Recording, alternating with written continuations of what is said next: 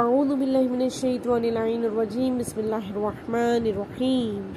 الحمد للہ رب العالمین والصلاة والسلام علی رسولہ الکریم واہل بیتہ الطیبین الطاہرین اللہم صلی علی محمد وآل محمد وعجل فرجہم۔ تمام حمد خدائے بزرگ و برتر کے لیے اور درود و سلام ہو محمد وآل محمد کی ذات اطہار پر۔ جیسے کہ عزیزان، محرم الحرام ہجری کیلنڈر کا پہلا مہینہ ہے اور اس مہینے سے نئے اسلامی سال کا آغاز ہوتا ہے۔ ہم خوش نصیب ہیں کہ ہم نئے سال کا آغاز ذکر امام حسین علیہ السلام سے کرتے ہیں، یاد امام حسین علیہ السلام سے کرتے ہیں۔ خداوند متعال کا شکر ادا کرتے ہیں کہ خداوند متعال نے ہمیں امام حسین علیہ السلام کے دامن سے متمسک کر دیا۔ یہ اتنی بڑی نعمت ہے کہ جس کا ہم جتنا بھی شکر ادا کریں وہ کم ہے کہ خداوند متعال نے ہمیں امام حسین علیہ السلام کے چاہنے والوں کے گھرانے میں پیدا کیا۔ جیسے کہ عزیزان، ماہ محرم الحرام یہ مہینہ، جس مہینے کی آمد ایک عظیم تحریک کی یادآوری کرتی ہے کہ جو انسانوں کو بیدار کرنے اور ان کے حالات کی بہتری کے لیے وقوع پذیر ہوا۔ یہ بابرکت قیام کوئی اور نہیں تھا بلکہ قیام حسینی تھا، اور جیسا کہ اس بابرکت قیام کی یادآوری ہم امام حسین علیہ السلام کے پیروکاروں پر بہت بڑی ذمہ داری قرار دیتی ہے۔ وہ ذمہ داری اس قیام کی پاسداری اور اس کی بقا اور اس کے آثار اور نتائج کا لوگوں کے دلوں میں باقی رکھنا ہے، اور سید الشہداء علیہ السلام کے تمام چاہنے والے اس ذمہ داری سے بری نہیں ہیں، خواہ وہ عالم دین ہو یا سماجی شخصیت ہو یا مختلف علوم انسانی میں مہارت رکھنے والا کوئی فرد۔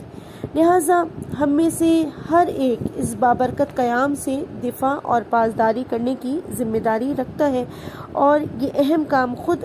اہل و عیال اور رشتہ داروں کی اصلاح اور معاشرے کو اس قیام حسینی کی اہمیت اور عظمت کے بارے میں اپنے وظائف سے آگاہ کرنے سے انجام پائے گا۔ لہٰذا ایک بہت بڑی ذمہ داری خطبہ کے اوپر ہے، کیونکہ وہ تحریک اور قیام سید الشہداء علیہ السلام کو لوگوں تک پہنچانے کے لیے جو ہے وہ نمایاں چہرے ہیں۔ لہٰذا یہ بہت ضروری ہے جاننا کہ کیا منبر حسین زمانے کی تبدیلی اور شرائط کے لحاظ سے اپنی ذمہ داریوں کو بہتر طریقے سے ادا کر رہا ہے۔ یعنی ایک بہت بڑی ذمہ داری خطیب پر بنتی ہے کہ خطیب اپنے زمانے کے تہذیبی امور سے آگاہ ہو، جیسے اعتقادی شبہات جو ہر سال سامنے آتے ہیں، ان کے تناسب سے اپنی علمی تحقیق کو قرار دیں۔ اور خطیب پر بہت بڑی ذمہ داری یہ بھی بنتی ہے کہ وہ قرآن کریم کی آیت یا احادیث اور واقعات کو معتبر کتابوں سے نقل کرنے میں زیادہ دقت سے کام لیں، مجلسوں میں خواب اور خیالی واقعات سے مدد لینے سے پرہیز کریں، مطالب ایک اچھی کیفیت کے ساتھ تیار کریں۔ خطیب کو چاہیے کہ جن مطالب کو بیان کر رہا ہے ان پر پوری توجہ رکھے، اس طرح سے کہ موضوع کی ترتیب اور اس کے نظم کو رعایت کرے، آسان اور واضح طریقے سے بیان کرے، اور ایسی عبارات اور روش سے استفادہ کرے کہ سننے والوں کے لیے اور ان افراد کے لیے جو اس کی مجلسوں پر نظر رکھتے ہیں کشش رکھتا ہو، کیونکہ عزیزان عقیب کا مجلس کی تیاری اور موضوعات کے مرتب کرنے اور اچھے انداز میں بیان کرنے کی کوشش سبب بنتی ہے کہ مجلس سید الشہداء علیہ السلام کے سننے والے پڑھنے والے کا سننے میں ساتھ دیں۔ اہل بیت علیہ السلام کی تمام میراث جو ہے وہ خوبصورت ہیں، گراں بہا ہیں، لیکن خطیب کی مہارت اور اس کا ہنر جو ہے وہ اس وقت ظاہر ہوتا ہے کہ جب ایسی احادیث کا انتخاب کریں جو تمام قوموں کے لیے، جو مختلف ادیان اور فکری اور اجتماعی اختلاف رکھتی ہیں، کشش رکھتی ہو۔ جیسے کہ معصومین علیہ السلام سے روایت میں ہے کہ ہمارے کلام کے حسن کو جانیں تو ہماری پیروی کریں گے، یعنی جس نے ہمارے کلام کے حسن کی، یعنی ائمہ معصومین علیہ السلام فرماتے ہیں کہ جو ہمارے کلام کے حسن کی کو جان لیں گے تو وہ ہماری پیروی کریں گے۔ ان کی کلام کا حسن ان کی میراث ہے۔ جس میں انسان کو عظمت دینے والی چیزیں ہیں، جس کی طرف مختلف ادیان اور تہذیب کے لوگ کشش پیدا کرتے ہیں۔ معاشرے میں عزیزان موجودہ مشکلات کو اس کے مناسب راہ حل کے ساتھ بیان کرنا یہ خطیب کی ذمہ داری ہے۔ سید الشہداء علیہ السلام کی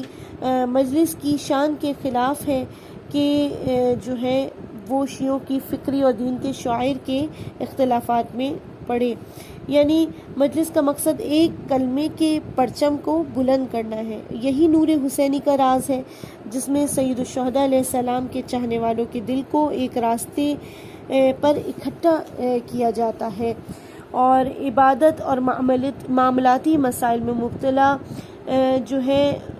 یعنی مسائل کو اہمیت دینا اور انہیں واضح طریقے سے بیان کرنا، تاکہ سننے والے احساس کریں کہ سید الشہداء علیہ السلام کی مجلس ان کی حقیقی زندگی یعنی ان کی واقعی زندگی اور اس کے مختلف حالات پر ناظر ہے۔ تو ہم دعا کرتے ہیں آخر میں خداوند متعال سے کہ ہم سب کو